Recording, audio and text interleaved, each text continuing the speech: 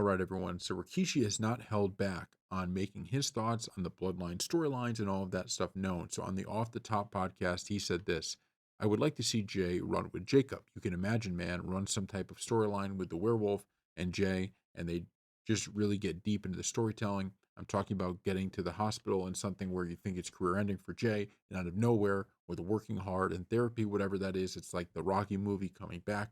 Finally, he gets back. It's it's that WrestleMania moment or Royal Rumble moment, which goes into WrestleMania.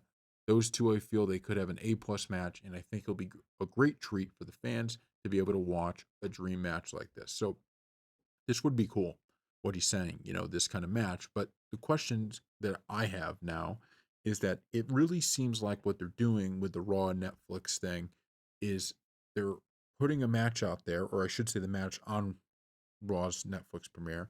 They're putting out this match that feels like the end of this storyline as we know it right now, right? So it's being kind of teed up as whoever wins is the new tribal chief. And so if that's the case, then you can't really get a thing between Jay and Jacob Fatu going because at some point these two sides are going to come together. Unless what we see is even Rome, let's say Roman wins and The Rock comes back or somebody ends up taking the role of the head of this kind of new bloodline. Because I think they've set up in a lot of ways. They've set it up it's almost like Solo will become at some point somebody that's on Roman's side again. And this is complete speculation for to be clear. This is complete speculation on my part, but I feel like they're setting it up in a way of even though Solo right now is enemy number one and he's the one who's, and he's the one with the Ulafala, he's the one who's kind of the new tribal chief for his side and coming for Roman Reigns. But I have a feeling that if he loses, because we brought this up in a video a few months ago, Solo, when he's explaining why he's doing what he's doing, he was very clear that he was talking about the fact that Roman Reigns lost. That was a big deal, right? That was the big deal was Roman Reigns losing to Cody Rhodes. And what that means is, and he brought this up even in the segment on SmackDown with Paul Heyman, where he again brings up, if I lose, then I will acknowledge Roman as my tribal chief. So it's almost like an honor thing, right? That's kind of what's being talked about here. It's less of a Solo would never again acknowledge Roman Reigns as the tribal chief. It's just about that loss.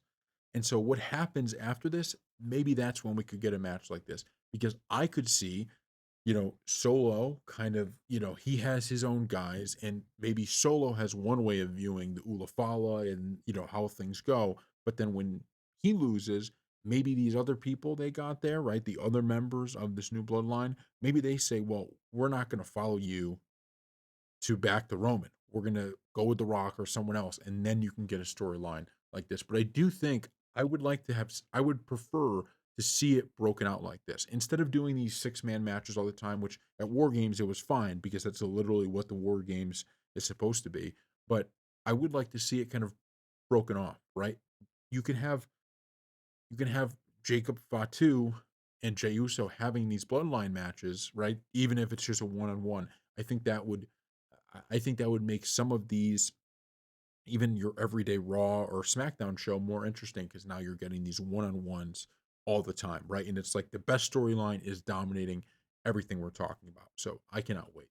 I hope they do this or something like this.